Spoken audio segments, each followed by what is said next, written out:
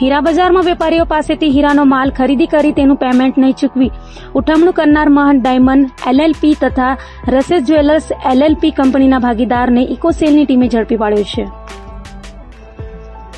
સુરત શહેર દરેક ક્ષેત્રે વિકાસ પામી રહ્યો છે અને મોટા વેપાર ધંધા સાથે સંકળાયેલો છે, ત્યારે સુરતના મુખ્ય ઉદ્યોગ હીરા ઉદ્યોગ અને ટેક્સટાઇલ ઉદ્યોગમાં ઠગાઈના બનાવો પણ વધી રહ્યા છે. ત્યારે સુરતના હીરા બજારમાં વેપારીઓ પાસેથી હીરાનો માલ ખરીદી તેનું પેમેન્ટ નહીં ચૂકવી ઉઠમણું કરનાર મહંત ડાયમંડ એલએલપી તથા રસેસ જ્વેલર્સ એલએલપી કંપનીના ભાગીદાર એવા કૌશિક કુમાર અમૃતલાલ કાકડિયાને ઝડપી પાડ્યો હતો. આ કંપનીઓ દ્વારા ઠગોઈ 8,20,32,000થી વધુની ઠગાઈ આચરી હોવાનું સામે આવ્યું છે. કંપનીના અન્ય ભાગીદાર જીતેન્દ્ર ધનસિંહ કાસોદ્રિયા, રોનક રાજેશ ધોળિયા હાલ ભાગી છૂટ્યા હોય તેઓને ઝડપી પાડવા પણ પોલીસે ચક્રો ગતિમાન કર્યા છે.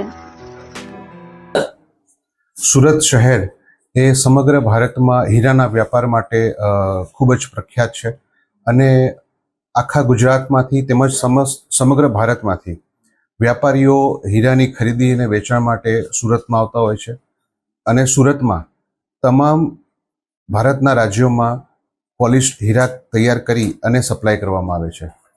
આ જ કારણોસર ખૂબ જ મોટા પ્રમાણમાં વ્યાપાર થાય છે અને અમુક જે ક્રિમિનલ્સ, અમુક આરોપીઓ, ગુનેગારો આ જ વ્યાપારમાં ખોટા લાભ લેવા માટે થઈને આવતા હોય છે.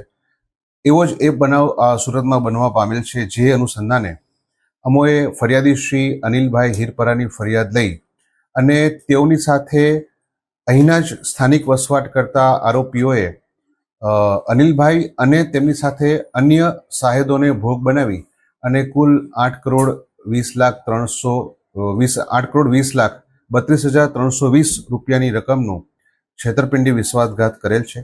જે અનુસંધાને ફરિયાદ દરમિયાન તપાસ કરતા આરોપી કૌશિક કાકડિયાને અમોએ ધરપકડ કરેલ છે. હાલ તે રિમાન્ડ ઉપર છે અને આ ગુનામાં અન્ય 2 આરોપીઓ પણ પ્રાથમિક દ્રષ્ટિએ સંડોવાયેલા છે. જે આરોપીઓ પ્રથમથી જ આ શહેર છોડી અને જતા રહેલ છે તેઓની પણ અમારી ધરપકડની તજવીજ ચાલુ છે. છેલ્લા 1 વર્ષમાં ફરિયાદી અને અન્ય સાહેદો સાથે પોતે રેગ્યુલર વ્યવસાય કરી અને વિશ્વાસ કેળવેલો અને ત્યારબાદ ખૂબ જ મોટી રકમમાં હીરાની ખરીદી કરી તેઓએ છેતરપિંડી કરી અને નાસી ગયેલ છે. હાલ પકડાયેલા આરોપી વિરુદ્ધ કોઈ ગુનાહિત ઇતિહાસ કરી? હાલ પકડાયેલા આરોપીનો હાલના તબક્કે પ્રથમ ગુનો નોંધવાનું જણાયેલ છે. આ દરમિયાન અન્ય કોઈ પણ જિલ્લાઓમાં કે રાજ્યમાં તેના વિરુદ્ધમાં કોઈ ગુના નોંધાયેલા છે કે કેમ તેની તપાસ ચાલુ છે.